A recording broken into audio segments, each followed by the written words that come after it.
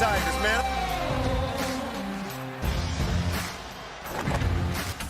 Trevor Lawrence now goes from the hunter to the hunted in year 2 as Clemson's starting quarterback. He led the Tigers to a national championship last season, and expectations are sky high for Lawrence and the top-ranked team in the country. Dabo Swinney has full confidence in the Heisman favorite. Trevor's had an awesome camp. I mean, unbelievable camp. I mean, if he'll just continue to do what he's done in practice and just take it to game day, he's going to be a great leader for us out on the field. He's really worked very hard in all areas that we challenged him in, and now it's go take it to game day. Another championship-winning coach is definitely drinking the Kool-Aid when it comes to Lawrence. Fox analyst Urban Meyer saying, I think Dabo Swinney, as long as he can keep that team together, the quarterback is the best quarterback in college football ever. Let's welcome in former Dallas Cowboy and LSU Tiger, Marcus Spears. Hey, Marcus, thanks for joining us again. I was afraid you wouldn't come back. Hey, y'all. Let's go. I mean, what are we doing? Let's go. Well, we're talking about who is the best college quarterback ever. Who do you think? Go ahead, Marcus. Oh, y'all got me first? Yeah. I'm going totally off the radar. Totally off the radar. Somebody that you all know that's one of the greatest, if not the greatest college football player ever. That is Steve Air McNair from Alcorn State. Alcorn State. This dude 1AA. That's what we're doing, huh? And I don't care, Will, he went 3rd overall in the NFL draft, by the way. So because I knew the SWAC was coming.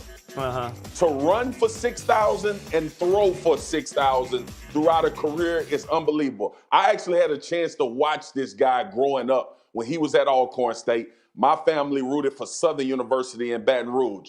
I have never seen a better college football player than Steve Air McNair. Now, we can talk about guys through any division in college football. If you go to coaches, if you go to guys that's been around this game for a long time, they will tell you Steve McNair is arguably not only the best quarterback, but one of the best players, if not the best player to ever play college football. For me, this is easy. Marcus, Stephen A. And let me just say something.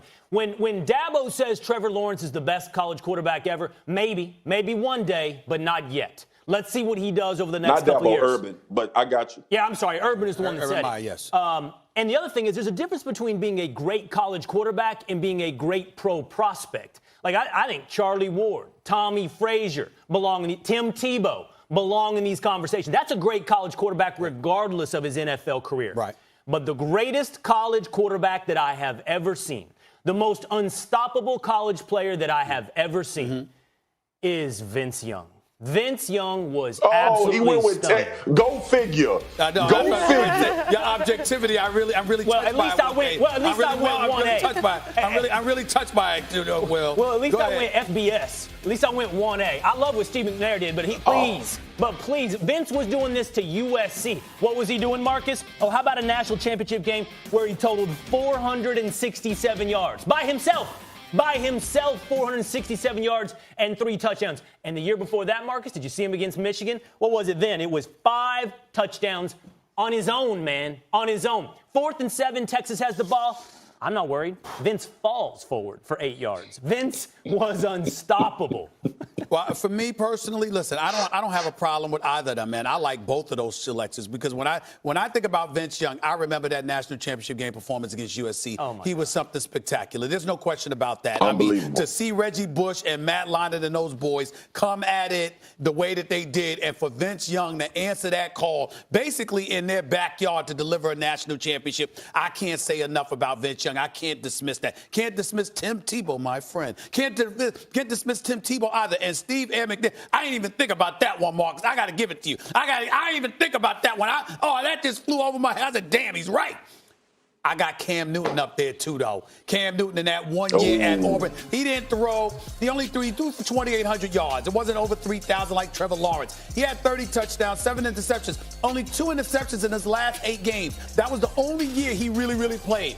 Went undefeated, delivered a national championship, and, oh, by the way, ran for 1,473 yards. Trevor Lawrence can do a lot of things. Can't do that, or at least he hasn't done that yet. So I'm looking at him. I got another name I'm going to throw at you. The numbers ain't there in terms of passing ability. But Michael Vick and how electrifying he was in his 2 years, really, full seasons at Virginia Tech, can't ignore that either. So when I look at Urban Meyer, look, obviously he was a phenomenal coach. Good luck on your broadcasting career, Mr. Urban Meyer. Good luck with that. He came out hot. Hey, listen, I ain't mad. And by the way, they got a good team. I'm going to watch them on TV. But let me tell you something right now. Cam Newton, Steve Ed McNair, Vince Young, to me, all qualify more than Trevor Lawrence for that conversation. Tim Tebow qualifies more for that conversation. Trevor Lawrence may end up being that way. But now that we got film on you and we've had an opportunity to watch you, let's see what you do this year, particularly if you roll up against the Tide again or Georgia or somebody like that. Here's the thing.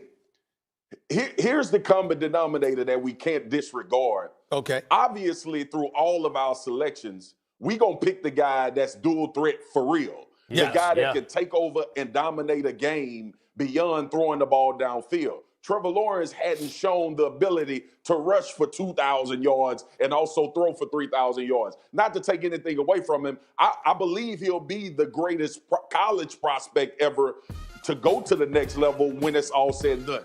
But when we talk about quarterbacks in college, Aaron McNair, none close. Well, Marcus, let me throw this question at you about Trevor Lawrence. And by the way, I got to be very, very careful. I'm in a bad enough spot with Clemson. I already got to go down there at some point in time this year and apologize to the team for picking against them. Dabo got me coming down there to apologize to the team for picking against them. I promised Dabo I was going to do that. So let me be careful about what I'm saying. And you already talked to Alabama. And I already talked to Alabama, so I got to go to Clemson. Right. But here's the deal. Let me say this. With Trevor Lawrence, he's a tall guy.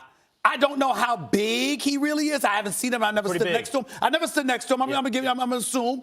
But also, if I know that you're not a dual threat, Marcus, if I know that you're a pocket passer, that you ain't going to run, I got opportunities to put hats on you. And we're going to find out what you made of this season, in my opinion. That's all I'm thinking about right there. What they put the wood on you. I like that Marcus brought up we all pick dual threat quarterbacks. And by the way, the names I just threw out, which should not be dismissed, like Tommy Frazier and Charlie Ward, they were dual threats. They were good, but not better than the Vince Young, Cam Newton. They were not. You're right. McNair. And that's because VY, Steve McNair, and Cam Newton could throw the ball as good as any quarterback in college and run it. It wasn't that they were triple option quarterbacks. It wasn't they were just runners. They were converting 4th and 7s with their arm as readily as with their legs. And in college, that's particularly special, Marcus. Particularly special. What you should have done was come to one of us to bring up Young, because we can't trust you when it comes to Vince Young, because your objectivity's a question mark. We can't trust you with stuff that Texas. We can't. There we go. The Longhorn. We can't trust you. We can. Even though, by the way, I agree. I was watching Kirk Herbstreit earlier this morning. I do agree that Texas might be a threat to Oklahoma this year. It's going to be interesting to see. Seriously, you're right. I don't want to undercut the argument because I'm a homer for Texas. VY is the greatest college quarterback of all time. Yeah. All right, guys. I think we have enough time to get to one more topic as well. We want to get back to the big topic, the big story of Andrew Luck. The Colts are preparing for life after Andrew Luck and after news of his retirement broke. Odds for Indy to win the AFC dropped from 7-1 to 15-1. And now Jacoby Brissett is now the guy for a playoff team from a year ago. So, Stephen A., I'll start with you. What does Luck's retirement mean for the AFC? Well, listen, I think that, to me, I had the Indianapolis Colts up there. They were going to be a threat to anybody. I think with Jacoby Brissett, I got some question marks as to how far he's going to take them.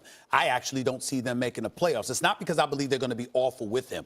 I just think they were going to require the greatness of Andrew Luck to win that division over Houston and over Jacksonville. Now, in Houston case, losing Lamar Miller to that ACL injury the other day does not help matters. matters. I think that compromises them. In the case of Jacksonville, I expect Nick Foles to be significantly better than Blake Bortles, which ain't saying much, by the way. And that defense, I think, is going to respond. You're going to give the ball to Leonard Fournette. You're going to run it down people's throats. I think the combination of those things with that defense puts Jacksonville as the favorite, and I don't believe a wild card is coming out of the AFC South. That's why I have Indy missing the playoffs. I think what it means, it's going to look very similar as it did a year ago. It's going to be the Patriots, the Chiefs, the Chargers, and perhaps the Steelers will be the new team or the Browns. Ain't no perhaps. The Steelers. Well, I'm going to pick the Steelers over the Browns, by the way, as well, in the AFC North. But I did think the Colts could come in and disrupt that party. I did think they could. And now they're out, and that means we're looking at the same teams essentially as a year ago.